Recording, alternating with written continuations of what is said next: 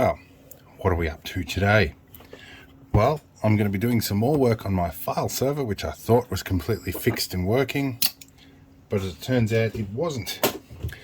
I plugged a fifth mechanical drive into it the other day and the power supply continues to shut down.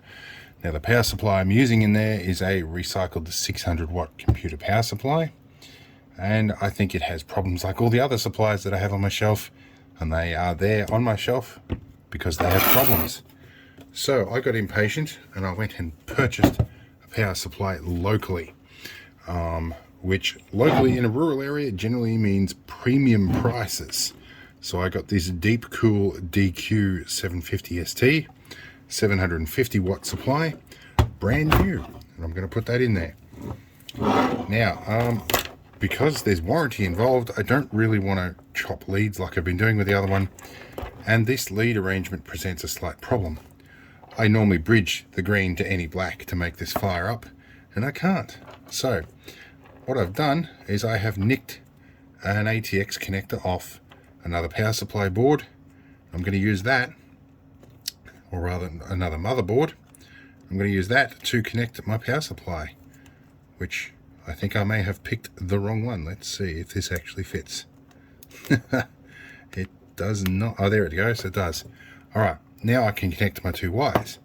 To figure out green and black, I have chopped the lead off another dead one and I found the green and black so I can identify the pin numbers. Saves me a trip to Google. Now, I also have some other fans that were donated, which I'll grab momentarily.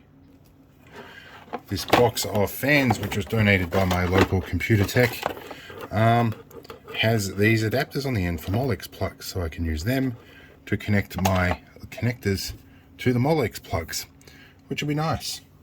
So hopefully I should be able to open everything up and plug it in.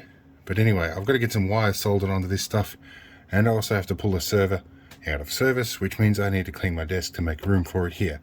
So I'm going to go clean my desk, pull the server out, and we'll jump to the server with the lid off to save you some mucking around. Alright, so this abomination is my file server. Not very conventional, and it's a recycled DVR system that was a rack mount Pacom unit. And I've got 5 mechanical drives in here, and it's running off a Raspberry Pi 4. I think it's the full RAM version. I can't remember how much RAM that was. I think it's something like 8 gig of RAM, something like that. And a standard computer power supply in here. And yes, there's many reasons why I might do this. I'm not going to go into them because my apprentice is due to have an overnight conference fairly shortly. So I've got to get this up and running in time because all the kids' shows are on one of these drives that I forget. So anyway, let's get this dismantled and start getting this old drive out. Well, step one, of course, is remove screws.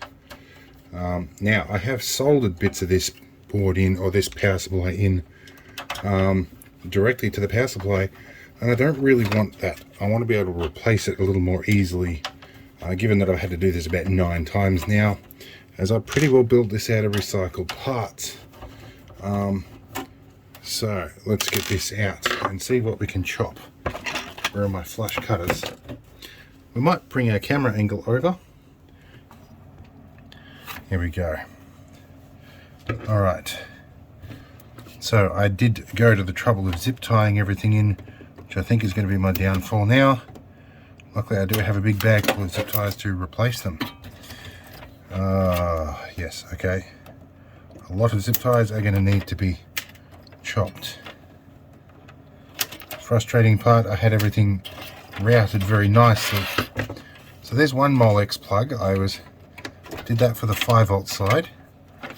That'll be nice, so I don't need to chop the rest of those zip ties. That'll come out freely. There's one there that will prevent things. There's a USB lead on that line. Now we can probably start to maneuver this away. I missed a screw. One screw. Let's see what's going on here now. Start to pull the rat's nest out. There's another supply there. That's going to a fan. I'll leave that connected and chop that zip tie. There's a relay bank in here that controls the fans based on CPU temperature, and later on some other things. that's our green and black wire. Chop you. That's our main supply line to the drives. That can get chopped. And now this is supply line to another drive, and that can untangle and come out, and that was supplied to something else. Oh, what was that supplying? Oh, that's to the power LED on the front, and that had come off, so we'll connect that later on. The power LED I had accidentally removed earlier on in the piece, so that will be good. So that's to our power switch. Yep, the rest of these need to get plugged in. So that is power, that is fan. That's auxiliary fan relay that is not used because there's 4 relays. All those will be right, they're all DuPont connectors. Right, let's position our existing supply in here. Alright, so I've switched lenses for this one. It might be a little bit easier to do. That supply, this is an old, right, yeah, well, maybe this was less than 600 watt. It's a C600W saying it's 600 watt, but only 22 amps at 12 volts. Or 28 amps on the other one. Well, the new one has a much more beefy rating of 62 amps on the 12 volt rail. Now let's hope this thing actually fits in the way we hope.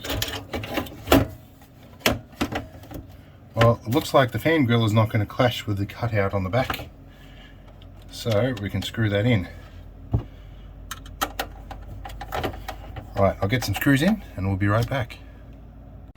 Alright, so next step, we've got a couple of things to do. I've extracted one of these Molex adapters and we're going to connect to the 12 volt line on that instead of soldering direct to the power supply. So we're going to try and strip out a bit of the copper and expose it on here. I'll give that a bit of a clean up in a second. And then we'll be attaching to these 2 wires which supply 4 of the 5 drives. Where are we? Try and get that sorted out nicely. Okay, should be good. Now we're going to start with our negative wire here. I'm going to cut one of these off at a time, just because the consequences of getting this wrong are reasonably dire. Although most of these power supplies now have short circuit protection, and most of these hard drives have a diode across the power side. So if you plug it in, the power supply tends to detect the short circuit and won't fire up. But in some cases that doesn't happen and you end up in trouble. So let's get this guy off first up. A little bit of disconnection there. This is definitely the negative because that's the positive, and negative is black. So let's make a junction onto this guy. Wrap that around. Let's get some solder and my really noisy extraction fan, which is going to have to hang up over the top here, right above the camera. Cool, let's turn you on. One of these days I will do a video on that extraction fan. Again, I did one ages ago, like 12 months ago, or maybe 2 years ago. I don't remember how long. But it's the external extraction side of that has suffered some weather damage. Alright, should be plenty of solder soaked in there. Let's do both of these and we'll be back. Okay, so where we are here, we've got our dummy lead here with the correct colours, and hiding down here we have the wires to the power switch at the front. Hopefully I'm within range of my soldering iron lead, and we're on a zoom lens so you can get a better look at what I'm doing here. I've got to use the soldering iron at a funny angle here, both so that you guys can see it and also so that I can actually reach with the cable. Right, so we need our green and our black right here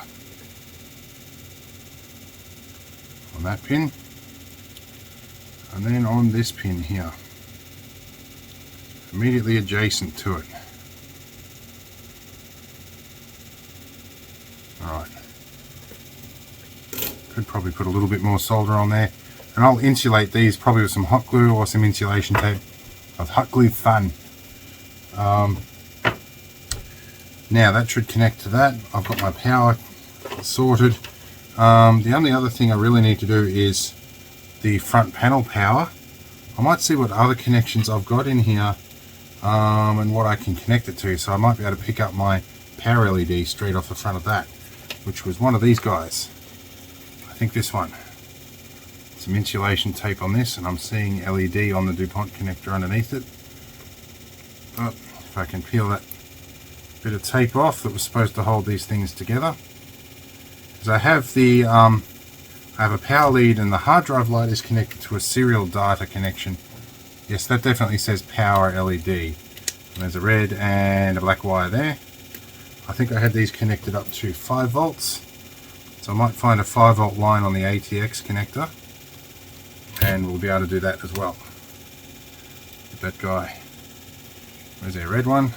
And I'll test the polarity of these first, because I find all too often the polarity is backwards. Where's a test lead? Give me a moment. Okay, we've got a couple of clips over here off the 5 volt side of my test panel.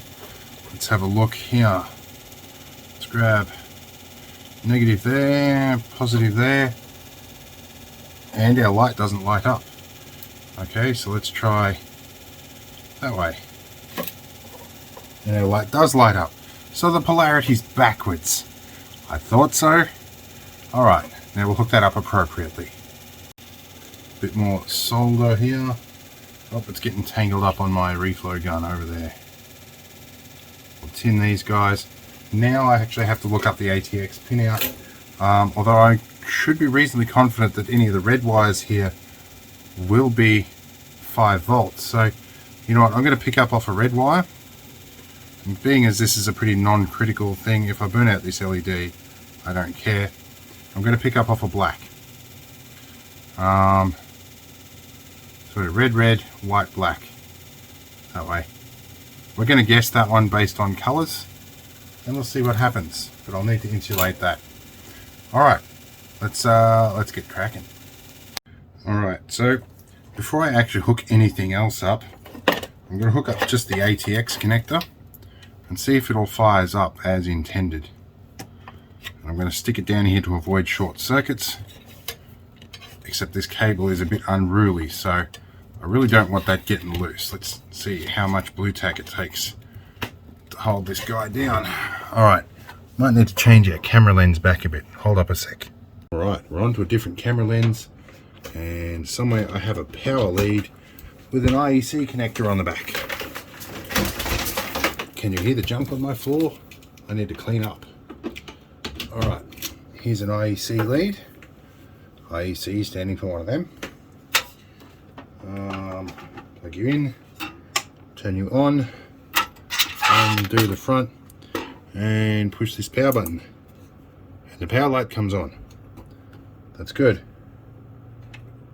And the fan is turning. Alright, I might be safe to smoke test it, but I'm going to put some hot glue on that thing first. Alright, hot glue has been administered. It should somewhat reduce, it's not quite set yet, this should somewhat reduce the chance of crazy shenanigans resulting in magic smoke. But we'll see what happens. Now, I will still probably want to tape or zip tie this up out of the way slightly. And you probably can't see much because I'm on Zoom. Hold on. That's better. Alright, let's get our connector connected. Make sure it has a connecting connection. Alright, or possibly a coupling. That can get tied up out of the way once everything else is sorted. And these flat ribbon cables, I don't know who came up with that idea, but I don't like it. Alright, Molex. So I did cheap out a little bit on the supply, which I reckon I probably could have got this for a lot cheaper. I think I paid about 180 bucks locally for it. Could have got it probably a lot cheaper somewhere else, but impatience won. So I'm going to plug into the closest one to the supply here because I've got the biggest load, and you know, Ohm's law, voltage drop over distance, increased current draw, whatever. There's a whole bunch of reasons why I want to plug this in a little bit closer to the power supply. And Molex plugs, these pins love to misalign. They never quite behave right. So I think I take more shots at getting this in than I do a USB port, because getting all four of these guys to connect. We'll be back when I figure this out and when I swear at it. Alright, switch to wide angle in the hope that you can kind of see what I'm doing. Now, I've been using the area under the CD-ROM bracket here that is not populated now. I've been using that as a dumping ground for these extra cables. So we will unthread them, because cable routing still kind of matters. And although you wouldn't think it looking at this thing, let's tuck them out of the way so they look a little neater and don't impede the airflow so much. What's this thing? Oh, there is another Molex on the end of that. Alright, I didn't have to piggyback them. Alright, so these guys can get their own Molex plug over here. Okay, that is the 5 volt for the Raspberry Pi, the 12 volts for the relay bank for the fans, and the 12 volt for the 5th drive. That can go in there. Okay, these guys, that is the 12 volts for the remaining 4 drives, which is now looks like a bit of a Frankenstein mess under there. But like I said, time is a little bit of the essence here. I'm going to shove this in. I think I'm going to zip tie these up a little bit better later on. Although I say that and it'll be several years before I get to it. So let me find a bag of zip ties. Alright, it would seem I'm a bit thin on the zip tie department, at least till I go outside. That's a disaster zone you don't want to know about. I'm going to use the old back plane in here as a zip tie point, because we're not putting a motherboard in here anymore, not at least one that was supposed to be in here. You can go there, and that should this time keep the USB leads out of the fan, which was causing other issues, but they routed a little bit better there. That zip tie can come off. Okay, this is another fan here. I think these flat cables can route up and around that, get them well out of that airway. These guys can go back under there. Looking a little bit better. These guys, look, you know what, those guys can stay there. Everything else pretty well zip tied in. This is really the main concern. This is the 5th drive to go into there. In fact, you might probably like to go into that end port. That might be a little bit better there. Alright. Now this guy needs to be kept under control somehow. I think some double-sided tape might hold that down, although that will get in the way of that. But I've disconnected the DHT. I can't wrap a zip tie around that. How are we going to get this to control itself? I think I'm going to do double-sided tape. One moment. Alright, this is some good super strong mounting tape. I believe, if the packet is accurate, it's 30 kilograms to the square centimeter, but those things are often overstated, so we don't know. That will at least keep the connectors together. We'll whack you down like that. Now hopefully you can stay there and not get up and cause any shenanigans, and don't let any magic smoke out, because I don't have time to deal with that. Alright, let's get the lid back on and see if this thing fires up. Actually, before I put the lid on, I'm going to fire it up without the lid on. Let's see what happens. Okay, so the relay's clicked. Power supply is spinning, but very quietly. Haven't heard any drives spin up yet, but that generally happens as the Raspberry Pi boots up. but it hasn't had a complete failure yet. So I can't do much else till I've got it plugged into a screen. Let's go and put it in service and see what happens. All right, moment of truth time. It's time for the full smoke test. See what happens. I have to connect this switch up to something one day too. I think I've got that connected to one of the GPIO ports. And I just haven't programmed it to connect to anything. I'll go back to my notes later. Oh, I'm seeing 2, 3, 4, 5 drives firing up. Usually when it went to the operating system, it had actually tried to read data from all of the drives simultaneously. The power supply would shut down. So we'll see how we go. I'm seeing my data and my power lights are both working, which is good. Usually if this guy drops out, you know that the Raspberry Pi has restarted. Lots of fancy blue flashing lights in there. Let's see how we go. Now, I'm running Librelec on this with Kodi. So we should be able to go to video here and see if all my drives are available. So we've got a 4 terabyte, 5 terabyte, an 8 terabyte, and a 3. Where's our first 8 terabyte drive is not there, which is annoying because that's where all the TV shows are. Let me go find out why that is. I found my problem.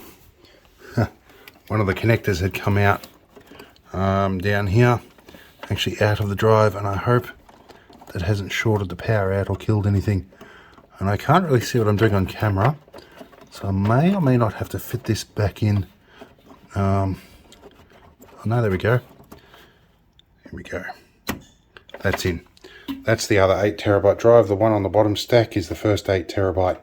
So let's see if this fires up again. All right. So I know this thing previously would run with 4 drives active. I don't know if it'll run with 5, but now I know for sure they're all plugged in. There we go, they're all firing up. I saw the wrong blue light down there before. That was why I thought there was 5 drives firing up. I was looking at the wrong flashing drive. Some of these drives, these are all external drives, external USB drives that I have dismantled. And so some of them have like little external lights that I've stuck in crazy places because they're on a bit of wire. The Librelec firing. Well, it hasn't restarted right now.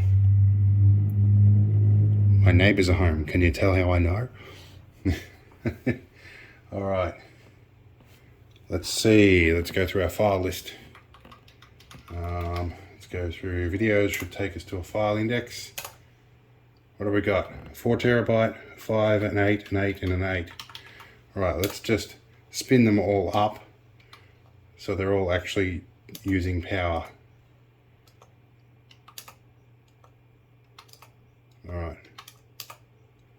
All right, so they're all running at the same time. I think we've had a win. All right, well, if we've had a win, I think I can put the lid on this and I'm done just before my deadline of time. So yeah, we'll be good. I'll call this a video.